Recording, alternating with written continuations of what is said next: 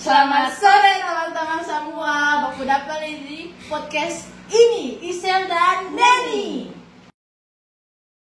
Dan topik yang sangat menarik dan penting, yaitu kesehatan reproduksi terkhususnya pada remaja. Nah, tanpa tunggu lama lagi sekarang aku sudah mendatangkan narasumber yang sangat luar biasa, yaitu Ibu Lebina Rusikoi yang biasa kami sapa dengan Mama Rin. Beliau berusia 54 tahun, sehari-hari menjalani tugas sebagai bidan dan sudah bekerja lebih dari 32 tahun. Selain menjalankan tugas sebagai bidan, beliau juga menjadi pelayan Tuhan di Jemaat GPM Narakasi sebagai diaken periode 2025-2030. Luar biasa Katong punya narasumber pada saat kali ini teman-teman. Nah Marin, jadi untuk pembahasan Katong di saat ini, menurut Marin kira-kira kenapa kesehatan reproduksi pada remaja itu sangat penting kalau Katong bahas sih? Terima kasih Ani. Kesehatan reproduksi itu sangat perlu untuk kita bahas dan perlu diketahui juga oleh para remaja supaya mereka bisa memanfaatkan dorong punya masa remaja itu sebaik mungkin sehingga tidak ada melakukan satu tindakan atau keadaan yang akan merusak masa depan mereka. Siap Marin, nah itu teman-teman, jadi itulah mengapa kesehatan reproduksi pada remaja itu sangat penting seperti yang sudah dijelaskan oleh Mama Marin. Oke Marin, di podcast Katong kali ini yang santai bermanfaat, Katong ada punya 2 segmen. Nah segmen yang pertama teman-teman itu adalah segmen tanya jawab. Marin, di sini Katong sudah mengumpulkan beberapa pertanyaan dari teman-teman anak remaja Narakasi yang berhubungan juga dengan Katong punya topik pembahasan saat ini. Nah pertanyaan-pertanyaan tersebut sudah Katong rangkum di dalam sebuah video Marin. Mari Katong nonton bersama videonya.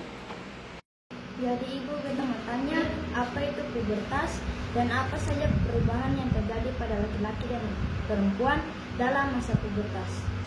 Oke, untuk pertanyaan yang pertama tentang apa itu pubertas, merupakan pertanyaan yang menarik nih teman-teman. Silakan Marin. Ya, terima kasih Ani, pertanyaan yang baik sekali. Dan untuk adik-adik remaja ketahui bahwa pubertas itu adalah suatu periode perubahan dari yang belum matang menjadi matang. Dan periode perubahan itu dia akan berdampak pada perubahan baik fisik maupun juga emosi karena berhubungan dengan hormon. Nah, perubahan-perubahan fisik yang terjadi pada laki-laki dan perempuan itu dialami oleh anak-anak yang mengalami pubertas.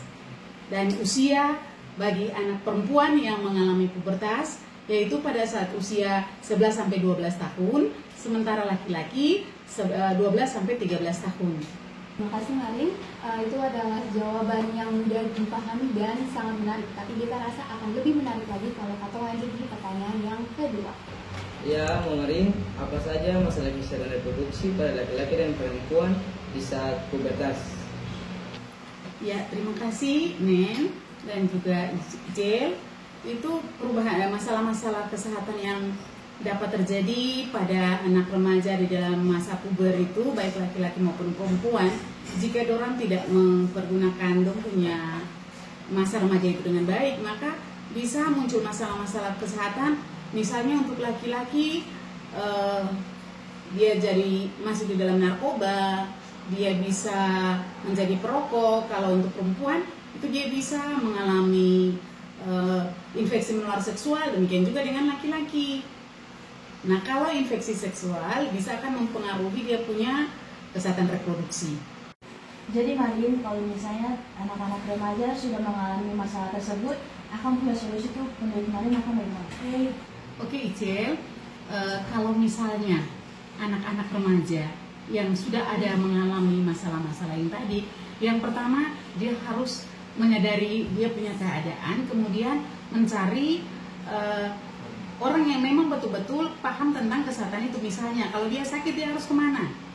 Jadi kalau sakit dia ke dokter dulu atau ke puskesmas atau ke bidan untuk mengatasi masalah kesehatan yang dia alami tersebut. Kemudian dia mau membuka diri dan yang pasti bahwa dia juga harus berdoa minta tuntunan Roh Kudus agar jangan sampai terulang lagi.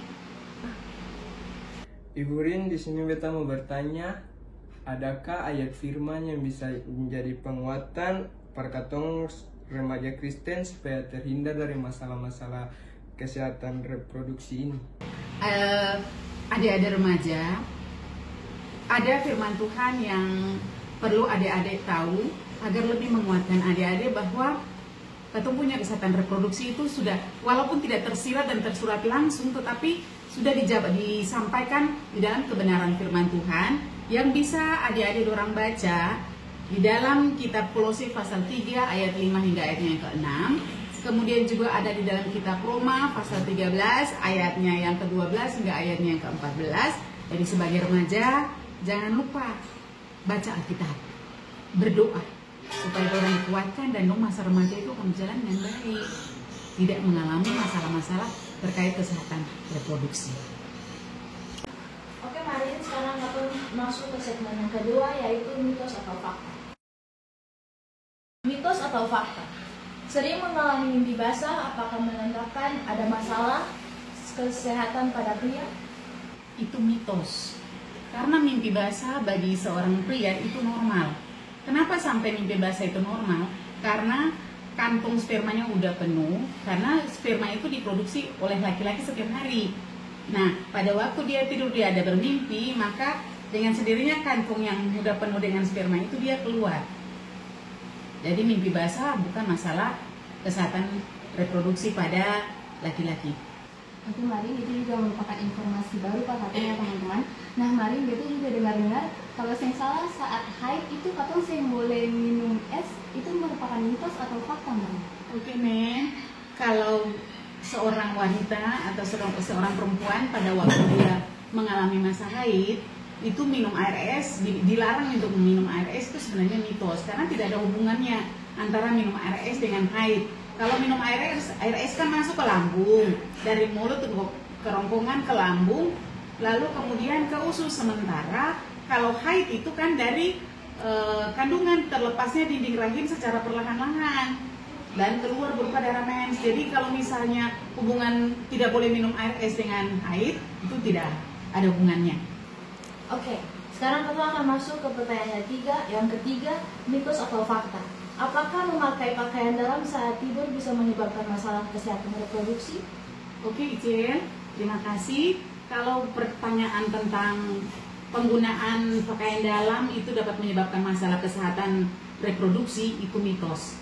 Karena bagus kalau malam kita waktu mau beristirahat kita melepaskan pakaian dalam, karena malam itu kan tubuh ada bekerja, sehingga memberikan kesempatan untuk tubuh bekerja. Kalau misalnya untuk perempuan pakai BH, nah itu kan dia menekan payudara, biarkanlah dia leluasa. Jadi kalau tidur sebaiknya dilepaskan BH atau apa namanya bra. Kalau untuk pakaian dalam misalnya untuk CD, itu sebaiknya juga dilepaskan supaya memberikan vagina kita mendapatkan sirkulasi udara. Karena kalau vagina lembab maka akan menyebabkan banyak produksi kuman-kuman yang baik yang menjaga pH vagina akan menjadi bertambah banyak sehingga menjadi tidak baik. Jadi kalau misalnya tidak menggunakan pakaian dalam, biarkanlah sirkulasi baru supaya vagina itu tidak terlalu lembab. Oke, Marin. Kemudian untuk mitos fakta yang keempat ini, maksudnya sebagai perempuan atau saat haid, kita dengar-dengar katanya tidak boleh makan ikan, daging, dan telur. Itu merupakan mitos atau fakta? Kalau berbicara tentang makan daging, ikan, dan telur itu dilarang pada saat haid, itu mitos. Karena sebenarnya daging, ikan, ataupun telur itu merupakan sumber zat besi. Nah, pada waktu kita haid itu kan ada terjadinya pengeluaran sel darah merah. Kita sangat dibutuhkan penggantian sel darah merah itu lewat makanan. Nah, itu harus malah orang haid itu harus makan daging, makan ikan, atau makan telur agar sel darah merah yang keluar lewat haid itu akan tergantikan. Oke teman-teman, dari segmen kedua kita yaitu mitos atau fakta, kita bisa menyimpulkan bahwa pernyataan-pernyataan tersebut merupakan mitos ya teman-teman. Nah, dari bicara-bicara santai kita saat ini, Katong sudah mendapatkan informasi-informasi tentang kesehatan reproduksi, terkhususnya pada remaja dari Katong punya narasumber Marin. Nah teman-teman, yang perlu digarisbawahi juga, di sini Katong jangan takut untuk bertanya tentang atau punya kesehatan reproduksi, terutama pada pihak-pihak yang memahami di bidang tersebut. Dan yang paling penting Katong juga harus tetap berpegang pada firman Tuhan. Oke teman-teman, sekarang Katong suara di akhir dari bicara santai di sore hari ini dengan topik kesehatan reproduksi remaja. Dan Katong sebagai remaja jangan pernah anggap hal ini sepele. Oke, mari untuk ilmu yang bermanfaat ke Katong semua. Ya, Katong juga mau mengucapkan terima kasih pertama-tama anak remaja Menara Kasih yang sudah ditanya tentang kesehatan reproduksi terkhususnya pada remaja. Semoga jawaban yang diberikan oleh narasumber kita Mamarin dapat bermanfaat bagi kita semua. Demikian hasil dari bicara santai kami di sore hari ini. Sampai baku dapat di bicara lain waktu. Amanto.